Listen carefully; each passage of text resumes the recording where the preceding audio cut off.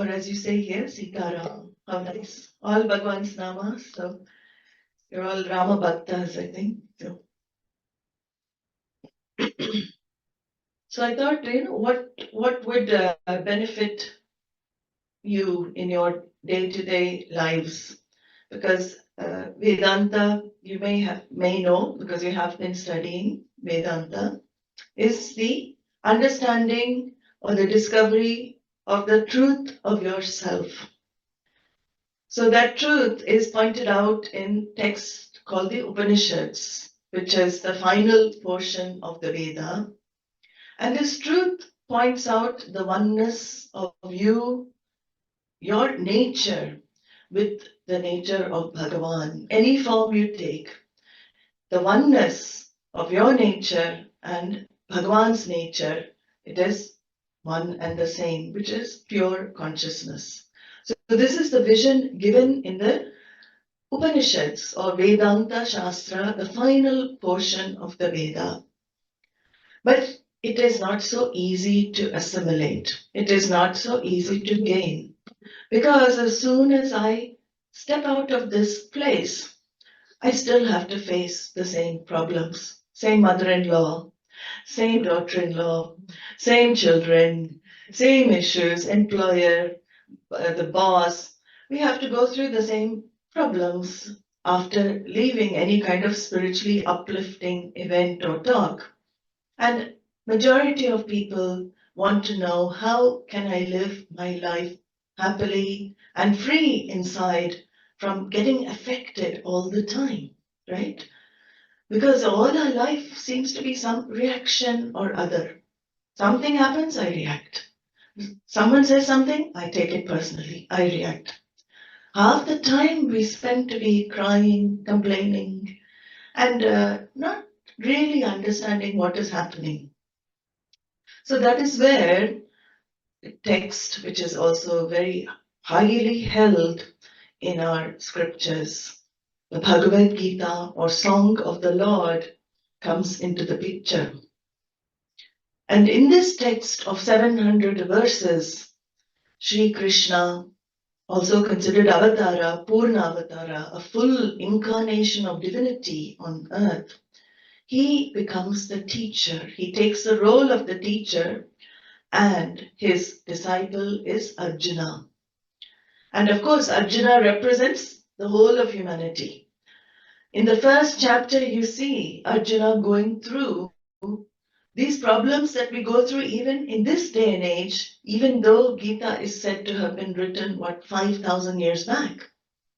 You see Arjuna not able to cope with the situation he has put in, the challenge he has to face. He knows he has to fight the war. He knows there is no other recourse other than to fight the Kauravas, because they have tried all diplomatic means to assuage Duryodhana. He is not able to understand that there is a life of sharing, there is a life that we can live in harmony with, with each other. He is not able to understand. So he doesn't allow Krishna to exercise the powers of diplomacy. Even Lord doesn't have the power to change anybody. Do we have power to change anybody? Mahabharata itself should teach that I cannot change others in this life. If Krishna cannot change Duryodhana, then what do we do? So we learn how to handle that, one of the values I'll bring up. But the idea here is that the Gita is a text that shows all of our problems. It highlights. Arjuna is weeping and crying in the first chapter continuously. He cannot bear what he has to do. And what does he do? Like many people do, he gives up. Because he's not able to face the challenge, he drops his bows, he drops his arrows, he sits down on the chariot and says, I'd rather die than do what is to be done. I don't want to do it. And Krishna doesn't say a word. He keeps quiet, whole of first chapter, like 47, 48 verses. He's a fantastic super therapist. He doesn't open his mouth once. He allows Arjuna to vent out all his frustration, all his sadness, depression, anger.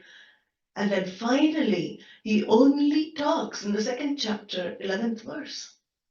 Arjuna, when does Krishna talk?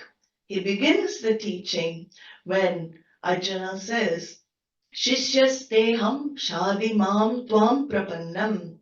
Oh Lord, I don't know what to do in my life. Dharma sammuda chetaha. I'm confused. What is the right thing to do? Is this the right thing or is this the right thing? I thought I knew the right thing, but I don't know. Finally, his ego relents and he looks at Krishna as a teacher and he says, please teach me, O Lord. I have nobody else in my life who can help me. Only you can guide me in my life. And the next verse you will see, very beautifully, Veda Vyasa actually wrote that, he dictated that, and it said that Mahabharata is written by Ganesha, Lord Ganesha. He broke off one of his tusks and he's transcribed what Vyasa has said. So in the next verse, he mentions that Krishna is smiling because he's waiting for Arjuna to ask him. He won't give unless Arjuna asks. So then what does he give? Beautiful chapters ahead, full of wisdom for life. So Bhagavad Gita becomes the manual for life. And it becomes a manual for a purpose. And that purpose is not to make millions, not to get the dream home of your choice. That purpose is not to achieve all the material goals alone. That all helps in some way in growth. But what is the real purpose of life? It is to discover yourself as a full and complete individual without any sense of lack, without any sense of want, a contented being that is called mukti, moksha. You're totally emotionally independent from anything external for your happiness because you are the form of joy yourself. That is a human being's birthright to discover that. In our Shastra, we call that moksha, liberation. So it is not something after death. I can discover that freedom here and now, and that is the promise that Krishna gives. So here, Krishna gives this knowledge, 18 chapters, including dietary habits, what kind of foods is good for your lifestyle, how to meditate, how to sit. All of this is given in this text. So what I thought is to take some verses from chapter 13 and also 16, not just verses, but some certain words that Krishna uses, which help you prepare for the ultimate knowledge in life. These verses are called values verses. Now, if you have somebody telling, especially children these days, it's very difficult for children to follow their parents because you say, don't do this, don't do that. Parents have to tell because children, they want to guide children in the right direction. But children these days are asked to question everything. How do we inculcate the values in the children? So this is where Gita becomes an important thing even for the values for the children. Living a life of values is highly praised in the scriptures. Why does a life of values connect to your self-discovery? That is the connection that one has to see. Life of values means ethical living. And the main thing in ethical life is what? Do unto others as you wish others to do unto you. Treat others as you wish. Usually it's a one-way system. I expect you to treat me in a certain way, but do I treat others also in that way? Why do I have to treat others in an ethical way? Why these values? Krishna says values and ethics are the foundation for your spiritual life. They're the foundation for spiritual success.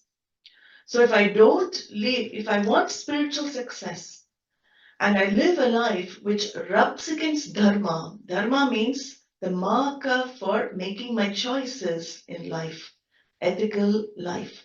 So if I rub against dharma and I still want spiritual success, the scriptures say it won't work. So the first basic growth of a human being is to discover ethical living. And there is a beautiful set of values throughout the Gita. In 13th and 16th chapter also he talks about that one can practice cultivating. It is not something that's going to fall into your head immediately. Just because you pray for it, it's something you have to practice. And even if you fail, we get up and we practice, keep practicing, and make it our choice and decision to live in a certain way. The first of these values is called ahimsa. Ahimsa I've picked. There are many others, but amanitvam adambitvam ahimsa kshanti. It comes in the 13th chapter. Ahimsa paramo dharmaha. In fact, my guru used to say, you take one, couple of these values and all the other values will come into tow. They'll come into your life. Ahimsa means non-injury, non-hurtfulness. I live my life with the least disturbance to people and things around. I don't hurt on purpose.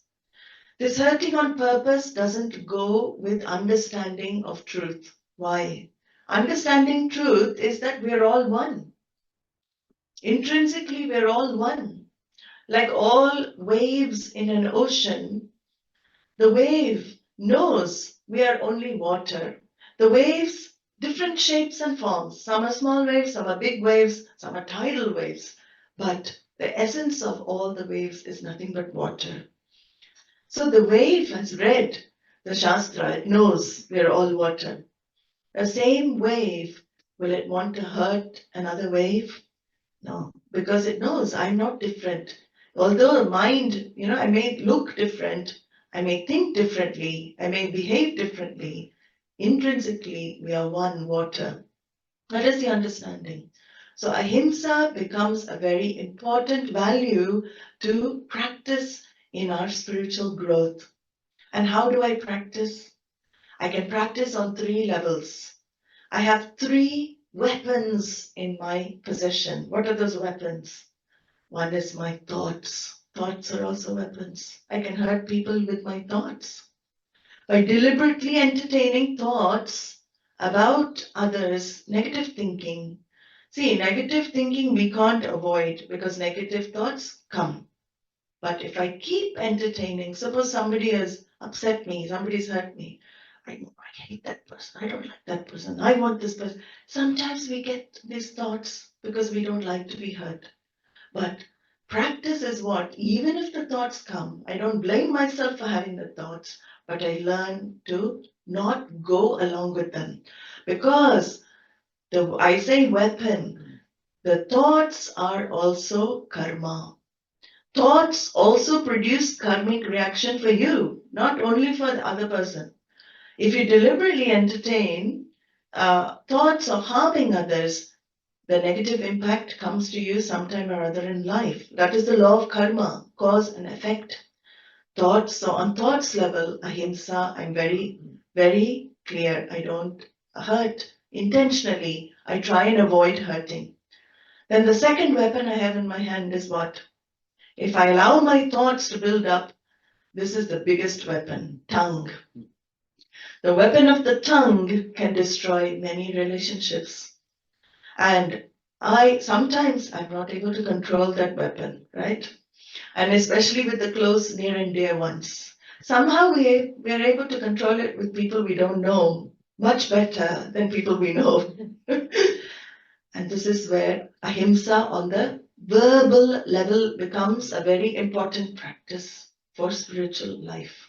Not just for spiritual life, even for our normal life, even if one is not interested in spiritual life, if you want to avoid conflict, watch your tongue. Tongue can get you into a lot of trouble. In fact, tongue is given high position in our scriptures. It is given dual position.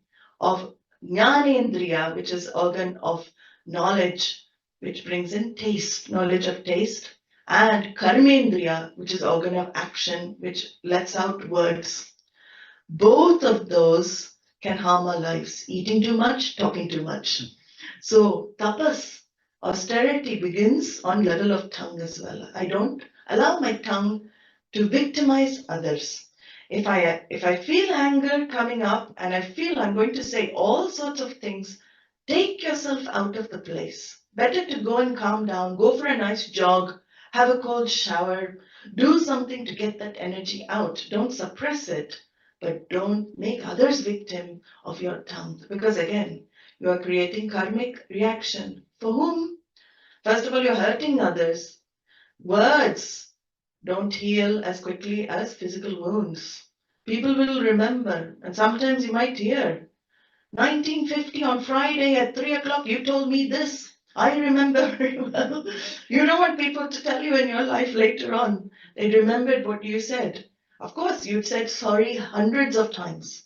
Afterwards, after the tongue goes, usually we go and say, what? I'm so sorry. I didn't mean it.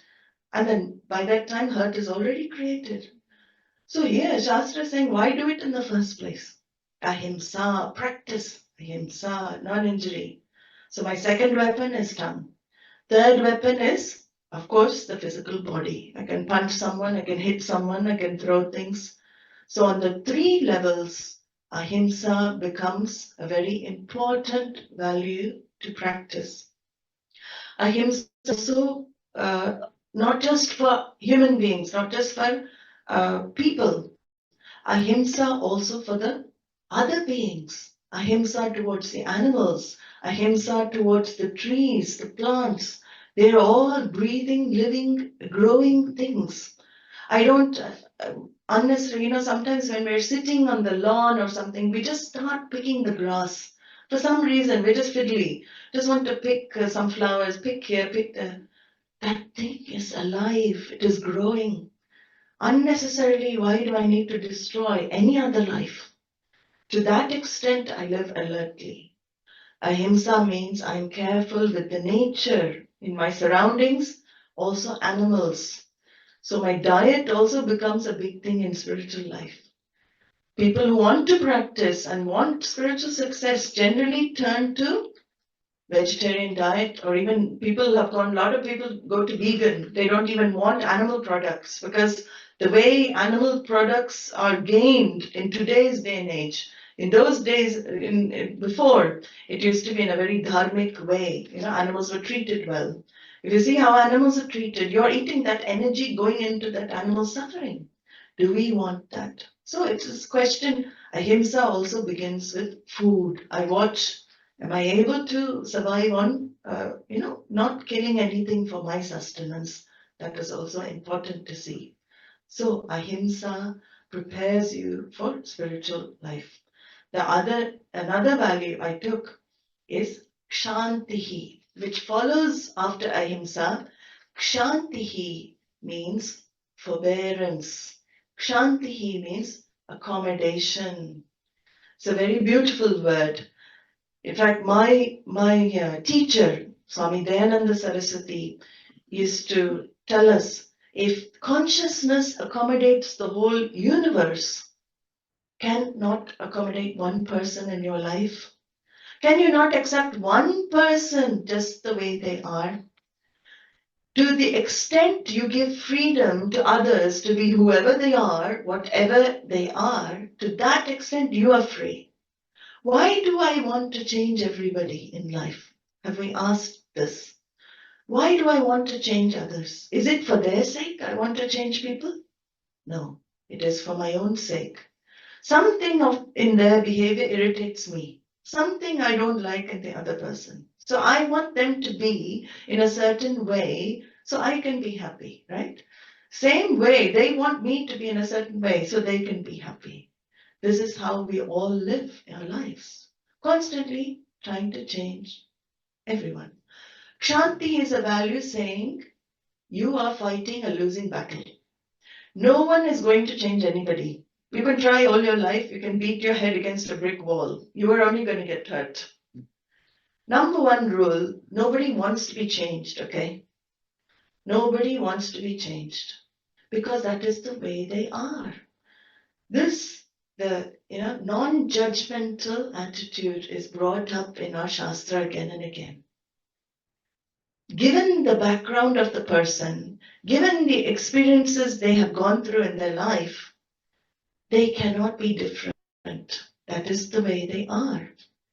So, Shanti means the practice of acceptance, firstly on the level accepting others the way they are, and not allowing others to disturb your peace. Because nobody can disturb you unless you allow them inside. See, you are in the world, but why do you allow the world to get in you?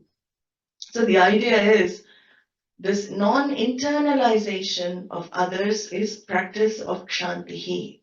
I understand this is the way that people are.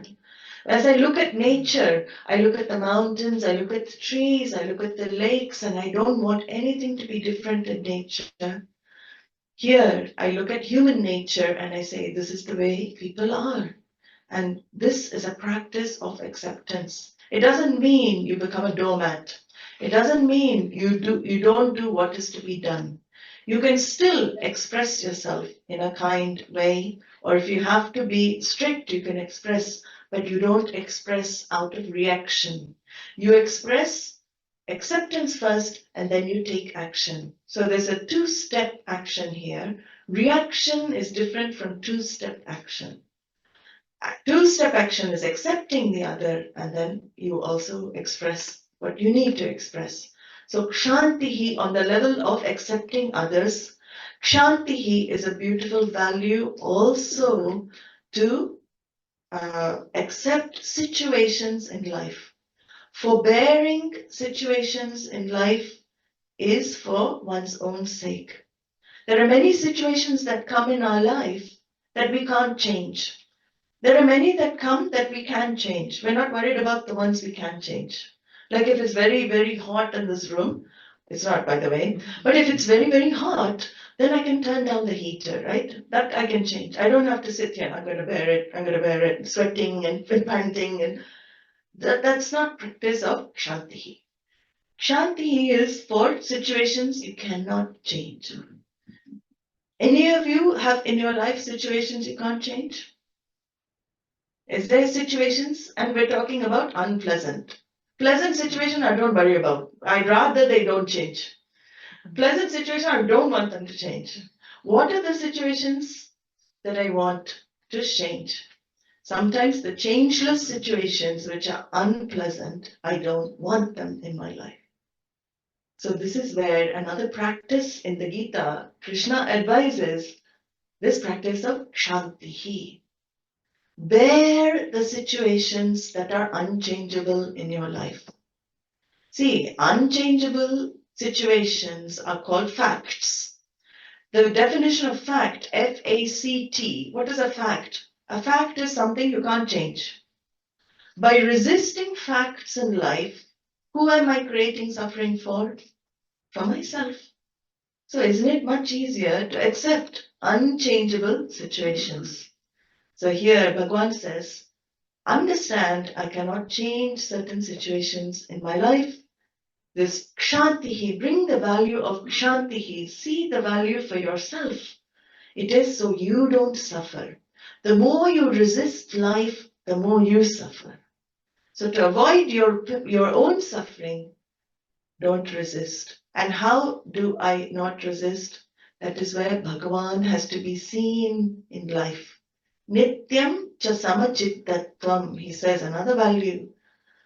You develop equanimity, equipoise, balance in life when you see Bhagavan's hand in your life. When you are not responsible for the situations in life, who is responsible? Who is creating? It is the superpower. That superpower we call Ishvara, we call him Rama, we call him Krishna, we call her Devi, we call in any name. Beautiful thing about Hindu culture is what?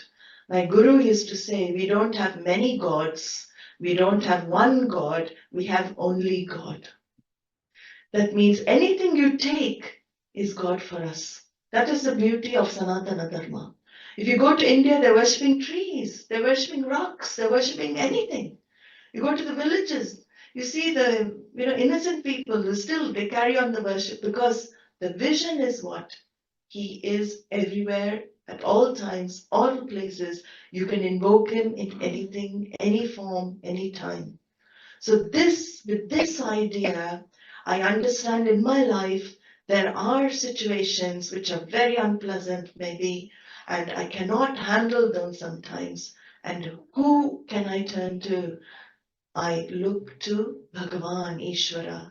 Nityam cha samachittatvam means the practice of equanimity, of not allowing my mind to go too elated when things go my way, or too depressed when things don't go my way. Because when I go too high, the nature is what? To go too low. In fact, there is a psychiatric illness like that called bipolar disorder, right? People go, you go one spectrum, you go low as well. Manic depression is like that. Very manic, then you're depressed. Manic, depressed. So everybody has a level of manic depression, okay? Some people have more, but everybody has. When things happen my way, I go, oh, so happy. Like you see some TV game shows when they win something, right? Screaming, yelling, everything. And that's called elation.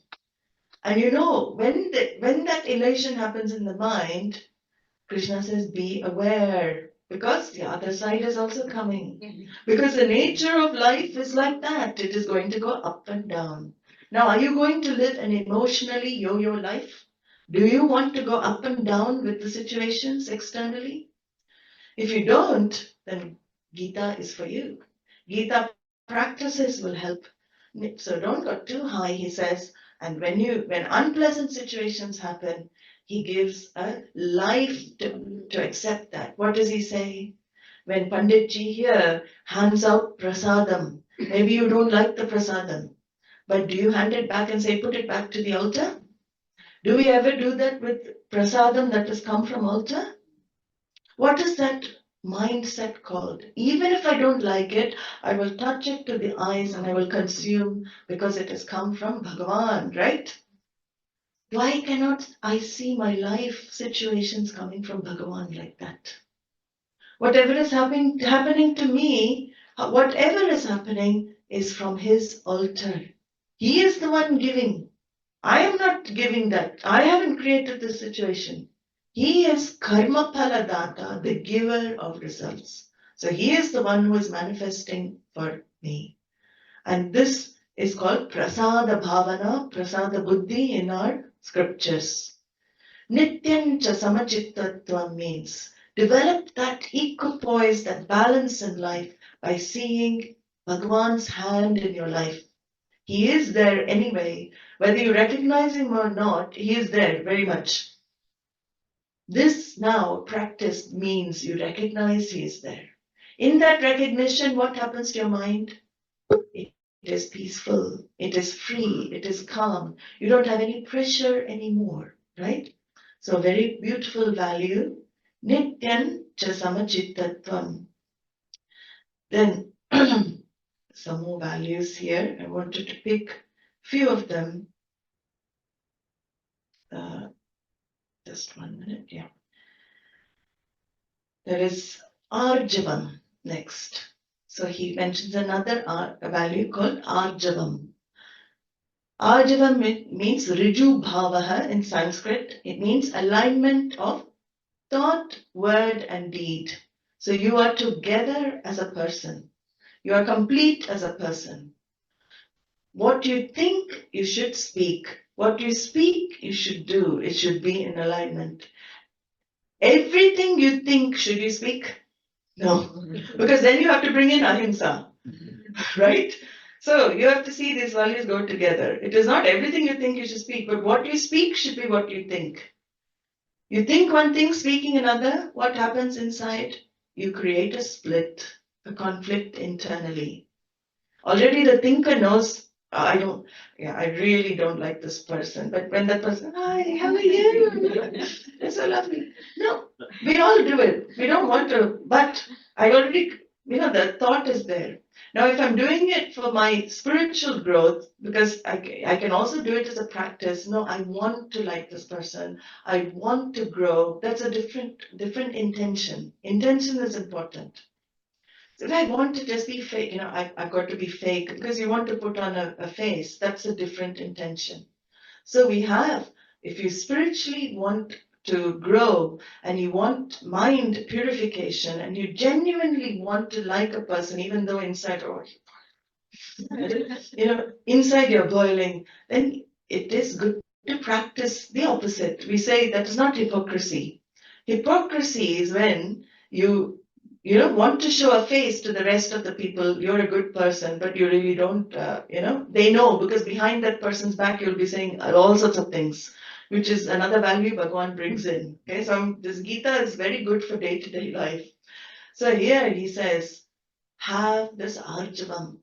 If you can't say anything to anybody because you don't like, don't say what is good, don't say anything. Just smile. That's enough. Don't need to be near anybody. But best to have no conflict in you. You don't create that internal conflict comes up in all sorts of other ways. If we allow it, we're always conflicted. Like thinker is thinking one thing, speaker me is speaking another thing, doer me is doing something totally different.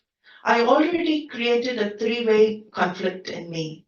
Thinker split, speaker different, doer different. That is not arjavam. That type of inner split will lead to more problems for yourself in future. So here Krishna advises, be genuine to yourself. Who do you need to impress? Be yourself. Don't say hurtful things. Even if you have hurt, don't say anything. Don't need to say anything. Just keep quiet. We have to learn this art of keeping quiet in life. There will be a lot of silence actually around. You'll save a lot of, as I said, tongue is, So think before you talk. That is arjavam. Think before you speak. And be genuine in your interaction with others. Don't unnecessarily pleasing people as well. People pleasers we have, right? People want to why do we have the pressure to please everybody? Same time, we don't feel comfortable with a person, but we still want to please everybody. That is because we don't accept ourselves. I don't accept myself as I am, so I want to please everybody else, because if I please people, they will accept me. So the Arjava means I am true to myself. It requires a lot of self-confidence. I practice that truth. I am truth to what I say and what I do. I am integrity is Arjavam. It is a very beautiful word. Integrity. You are together as a person. You are together as a person. And along with Arjavam comes another value, Satyam. Satyam bruyat. Speak the truth. Hitam bruyat. Speak what is beneficial to others. Priyam bruyat. Speak what is dear. Speak what is pleasant to everybody. Satyamapi. Even if it's the truth. Apriyam. Don't speak what is unpleasant. Ahitam. Don't speak what is not beneficial to others. So this is a very important value as well. Speak the truth as much as possible. Don't need to speak the truth if it's going to hurt others, but keep that with yourself, but speak the truth. So Satyam becomes an important value. And Akrodaha. Akrodha, all of these values are tied together. So this also, comes in Ahimsa. Akrodaha means managing your anger. Krodha means anger. In fact, why do we get angry? Anger in our Shastra is said to be because of suppressed desire. There has been an obstruction to fulfilling your desires in life. That obstruction, whether it's a person or situation, something has happened to fulfilling a certain desire. And that has got suppressed inside, and it comes out in the form of anger. It may not even be directed to the person you're angry at, but somebody pushes the button somewhere, and what happens? Anger arises. Again, others become victim of my anger. Akrodaha means I avoid making others victim of anger.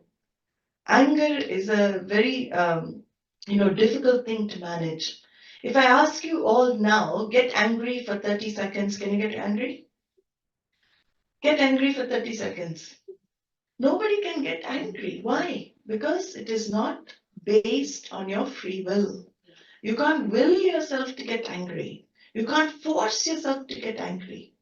So there is nothing wrong with anger. It is very natural to get angry. Nobody is exempt. Some people, people who think, oh, I never get angry. What is Swamini Ji is talking about? I'm always calm. I never get angry. Then you can sit with me for 30 minutes. I'm sure I can push some button. some Something has not been triggered to get you angry. So anger is very natural. It is a happening. But akrodaha means practicing of managing your anger. First of all, anger, one great Swami, Mahatma used to say, anger, in a moment of anger, you lose 3 months of your lifespan because your BP goes up, everything goes up. You're reducing your lifespan by getting angry. That's one good reason to manage your anger. Another reason is, as I said, anger. In anger, you lose yourself. In anger, you don't know who you are. In anger, anything can happen. So we have certain ways of managing anger. In our Shastras, we say, you manage your anger. Chanting is a beautiful way to manage anger. Go to a very isolated place and chant some bhajan very loud. It's excellent to remove any kind of negative emotion in the system. Jai Sitaram, Jai Sitaram. I used to do that in the Gurukula sometimes with the Vedic chanting. Very, very nice Vedic chanting, not out of anger, but just chanting loud. It's a very good way of releasing a lot of things. So this, way of managing anger, go to the gym. Gym and exercise is an excellent way to get that energy out of the system as well. But akrodaha means be careful, nip it in the bud. When you see it arising, you leave the place, you don't let it become, don't let it become too much. Akrodaha. Then we have, one second, just going there. This one links to the kshantihi. As I said, Bhagavan uses the word apaishunam. Apaishunam means broadcasting other people's defects to everybody publicly. Why do we want to broadcast other people's defects, other people's, shortcomings? And this is quite difficult to hear, but in our scriptures it said, because I have those in myself. I feel comfortable seeing, I see, if you don't have something in yourself, can you see it in somebody else? One hand, one finger you point towards somebody, three are pointing back at you, right? So whenever I want to criticize others, whenever I want to publicize their faults, look to myself. Do I have what I am seeing in the other person? Let me correct myself first. A spiritual person will say that. A person in the world will say what? I want to correct you, you. Now we know we cannot correct others. Let us correct our vision of others. Maybe it is not what we feel, it is what we see. We project what we have. In psychology, it's called transference as well. There's a psychological thing behind it. I transferred what I have, my emotions, onto somebody nearby. So criticism, Bhagavan says, avoid criticizing others. Yes, they may have faults if I'm objective. So if somebody comes to me and said, this person did this person did this, if I'm helping the other one, and I have had also not such good experiences with the person, I can also say, yes, I understand this person is like this, you keep away from them. But to spend time in gossiping and talking about others is not conducive to spiritual growth. So Bhagavan includes this, even though it seems very basic as a value. What do you do if somebody is, like there's a group of people talking about some other people? That also happens. Sometimes we get in a group, oh, she did this, that one did this. Why? remove yourself. If you can, get yourself out. Why do we need to waste time in such situations? It is a waste of time. There are so many better things to do in life. So spend your time in good pursuit. Avoid, Bhagavan says, again, I keep adding, if you'd like spiritual growth, spiritual success, avoid this criticism and hurting others, even if they're not there. I've seen actually situations, people are critical of somebody, they're in a group and we're talking, criticizing, and the other person comes along, the person they're talking about. Oh, hi, how are you? Immediately the change. We have the nature, we can't say we have not done that. Everybody has done it sometime. Bhagavan says avoid such situations in the first place. The moment you hear something negative about someone, leave the place. You may not have many friends because the people want, but you're not interested because, again, I'm interested in Bhagavan is my friend. That's enough. If Ishvara is my friend, I don't need other friends. And people will respect you ultimately for that. And they may think you're a bit weird. Why is this person not wanting to? No.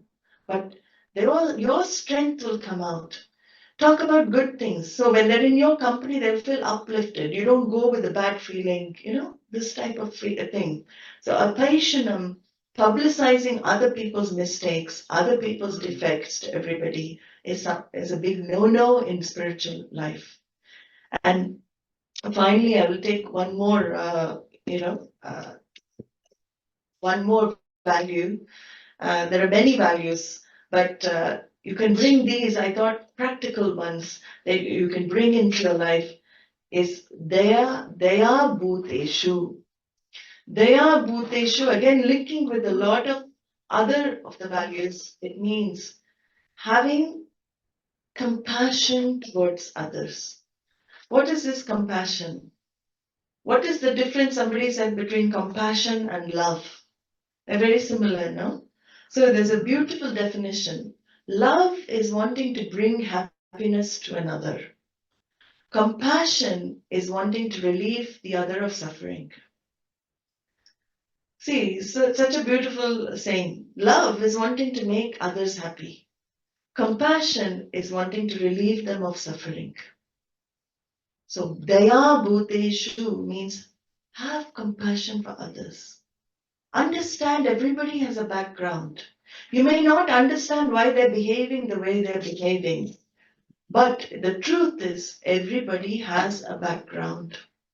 Everybody has been through certain experiences. Everybody has gone through, their own life, and they have their own mind, which is not created by them. It is given by Bhagavan. It is not created. Have I created my mind? Did I ask Bhagavan when I was born, I want a mind that thinks always positive thoughts. I want a mind that's always happy. We would all tick the same boxes, right? Why are minds different? Because they are given. Your mind is given. Your body is given. Who is the giver? Ishvara is the giver. So I can't beat myself up for the mind I have. I can't beat others up for the mind they have because they've been given. So Daya means have that compassion.